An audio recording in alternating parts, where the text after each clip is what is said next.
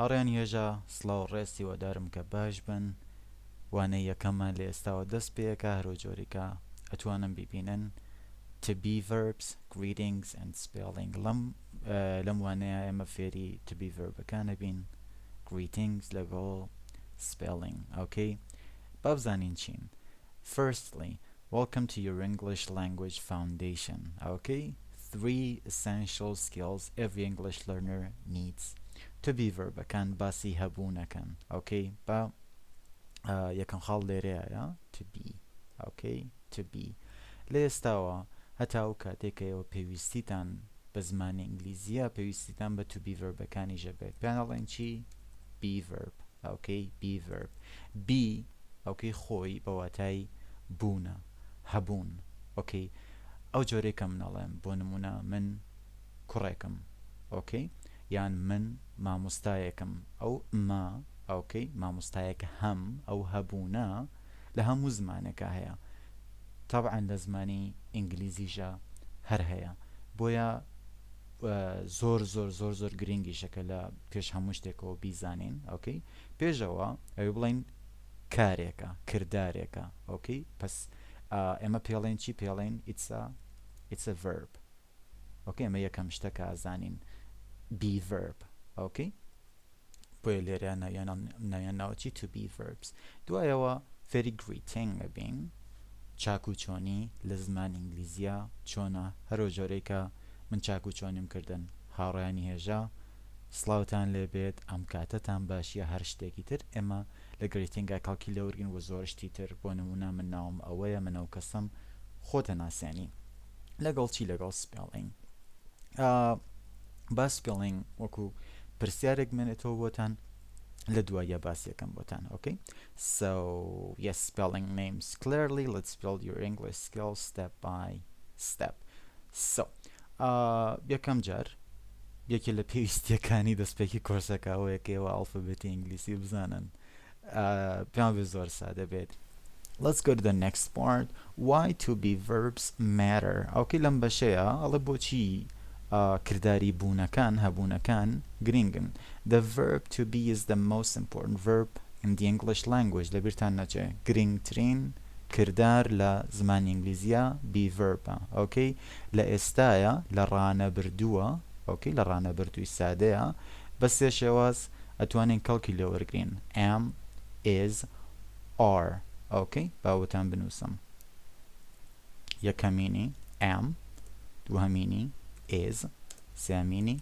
are okay ئەمانە کردارن وتم لە هەموو زمانێکەمە پێویستیمان بە کردارە am is are بزانین بۆ چی و نەگرنگن it links subjects to descriptions identities and locations mastering it unlocks the ability to form countless everyday sentences ئەڵێگەر فێری be verbەکان ببن زۆر زۆر زۆر ڕستە ئەتوانن سازکەن ئەتوانێت پێمان بڵێت کەسێک کێیە بۆ نمونە ئەتوانم بڵێم I واتە من وایە دەبیرتانە ئاماژەی پێکەین لە دواتریشە بەڵام I واتە من you واتە تۆ I واتە من you واتە تۆ okay تۆ he okay he واتە ئەو ئەگەر پیاو بێت okay she دیسان واتە ئەو ئەگەر خاتون بێت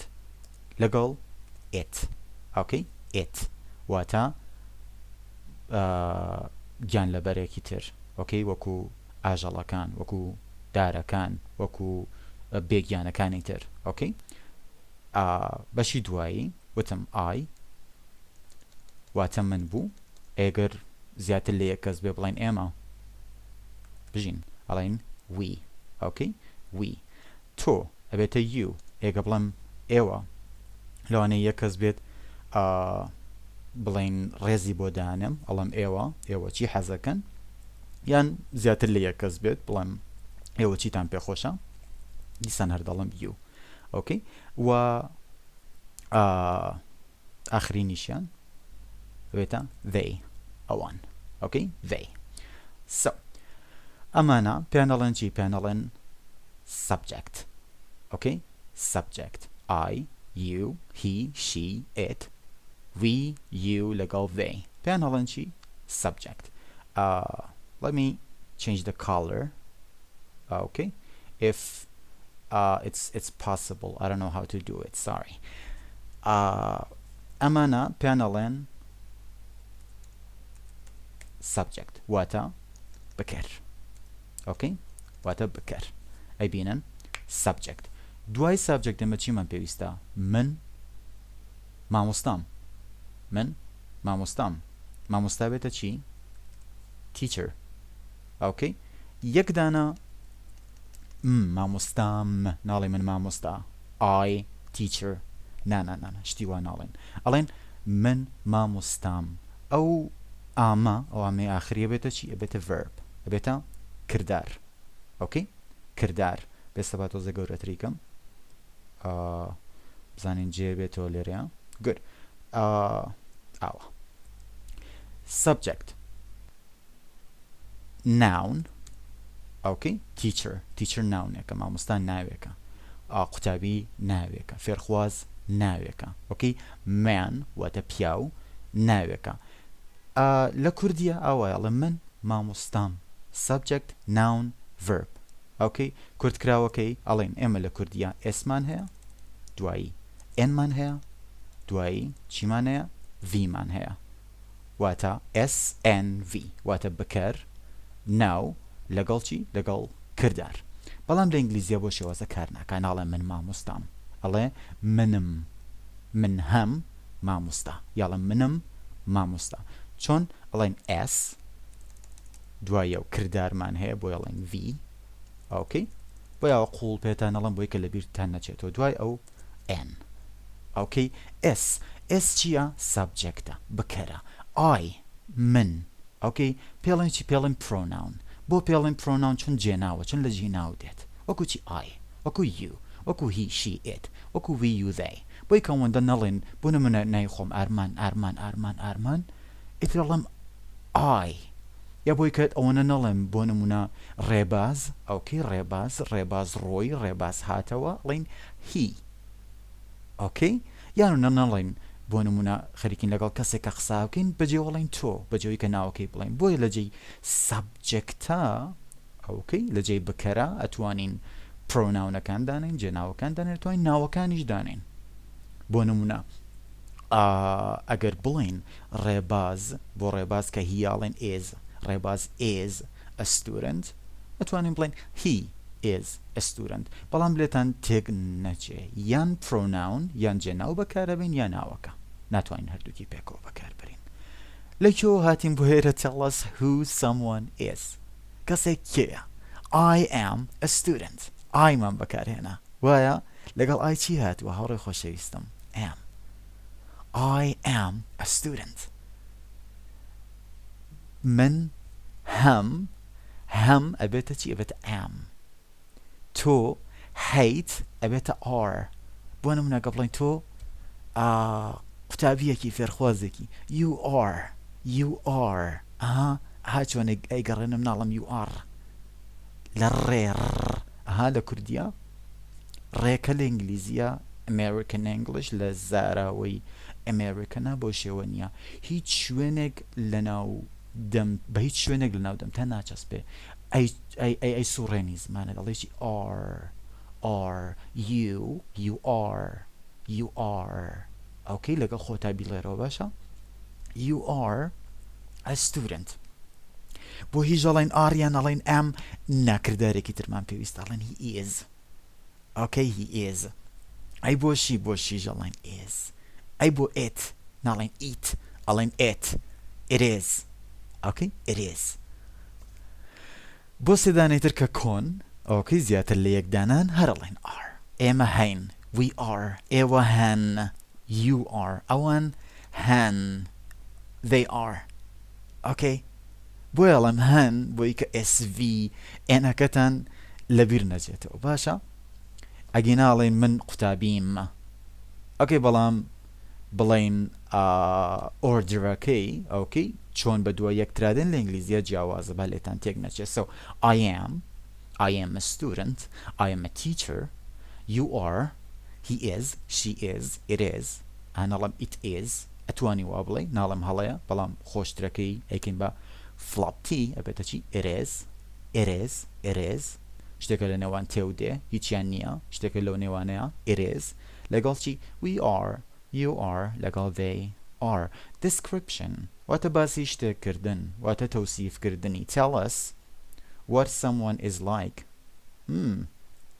زۆر سەرنجڕاکێشە she is وتمان بۆ شیاڵین is وایە she ئەو خانم is هەیە happy دڵخۆشە okay she is happy she is happy I من بۆ I ئەمان وت چی ئەمان وت am I am happy من دڵخۆشم تۆ you are happy ئێمە پێکەوە هەمومان we وتم ئێمە we are happy ئێوە بەداخەوە منە بەڵام ئێوە ئێوە زیاتر لە یەک کەس you are happy ئەوان they are happy okay location شوێن okay location tell us where someone is they are at school چەنە بیڤەربەکان گرنگن چەنە ئەتوانین ڕستەی پێوە دروستکەین they are at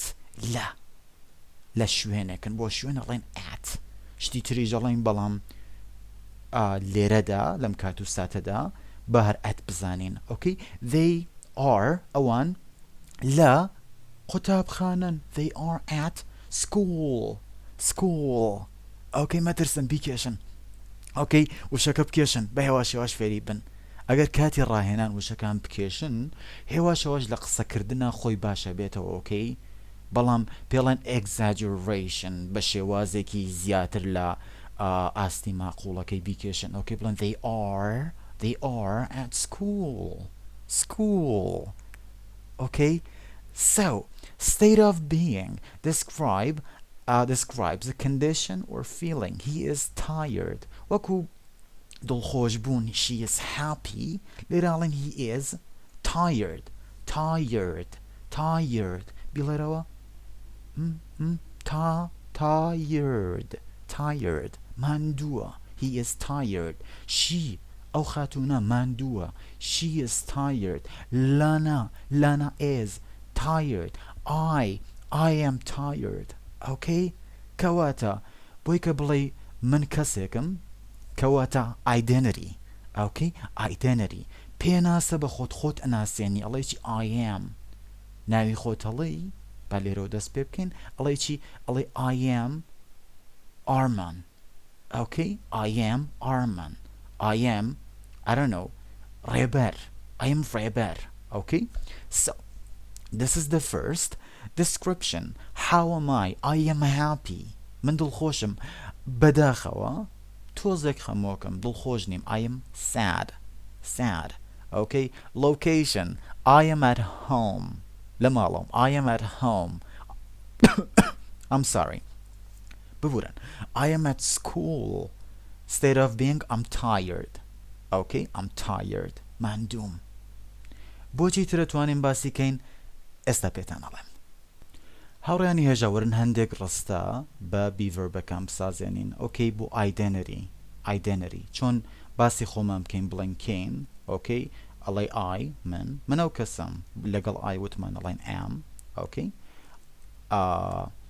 دوو خاڵ دانێکی ئەوەیە کە ئێمە هەموو کات ڕستە بە پیتی گەورەوە دەست پێکەین I کە هەمیشە گەورەیە هەموو کات گەورەیە بەڵام بۆ نمونە وتمان you ئاوای نووسین okay you ناوی تایبەتیش okay ناوی تایبەتیش هەر بە گەورە یەکەم پیتی وەکو Arman وەکو کوردستان okay کەیەکەی بە گەورە نووسین so ئەڵێن I am Arman okay بۆ ناوی خۆت ئەڵێ I am Arman یا بە شێوازێکی تر my name ناوی من my name is Arman okay Arman so I am Arman my name is Arman یەک شێوازی تر I am okay بۆ تەمەن چی مانەوت I am 1 2 3 4 5 6 7 8 9 10 okay بوو بە تا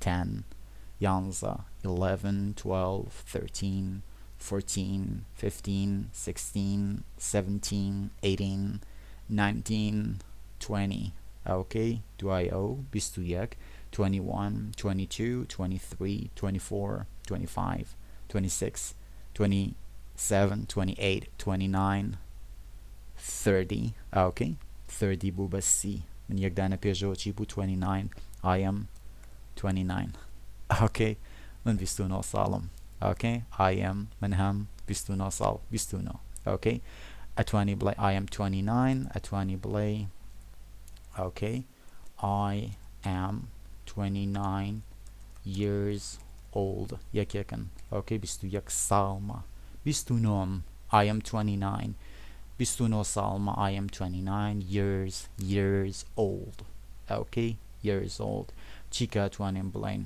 I am باوچینە تێڕی دوایی I am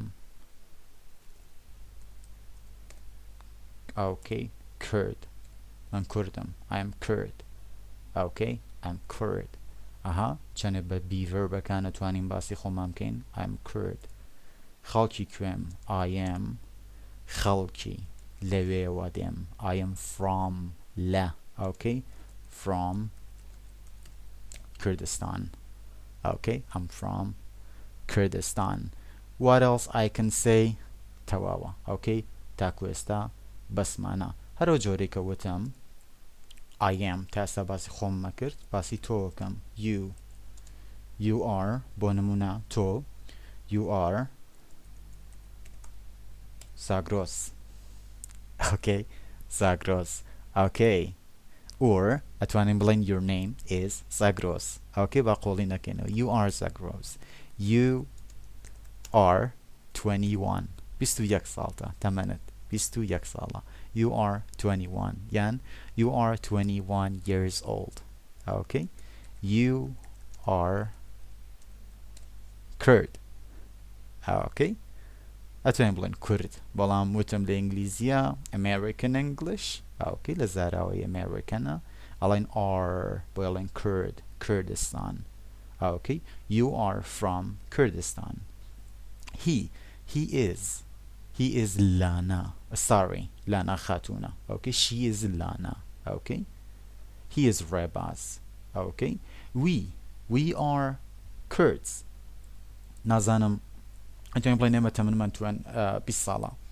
we are 20 یان ئەتوانین بڵێن we are ئێمە we are from Kurdistan okay کەواتە بەم شێوازە ئەتوانی لە جێناوەکان یان لە ناوەکان لەگەڵ کردارەکان کە بوون بە am is are لە ڕانەبردووی سادەیە لە ئێستایە okay لەگەڵ بەشێکی تری ڕستەکە کەڵک وەرگرین تاکو ئێستا بۆ دانیشتنی یەکەممان تەواوە دانیشتنی دوایی visualizing to be examples in action زیاتر باسی I, you, he, she, it, we, you, they ئەکەین لەگەڵ کردارەکانیان am و is و are okay دوای ویژە چینە سەر greetings okay چاکو خۆشی چۆن بە هەموو شێوازێک فێر ببین کە چاکو چۆنی بکەین okay هەر بژین see you later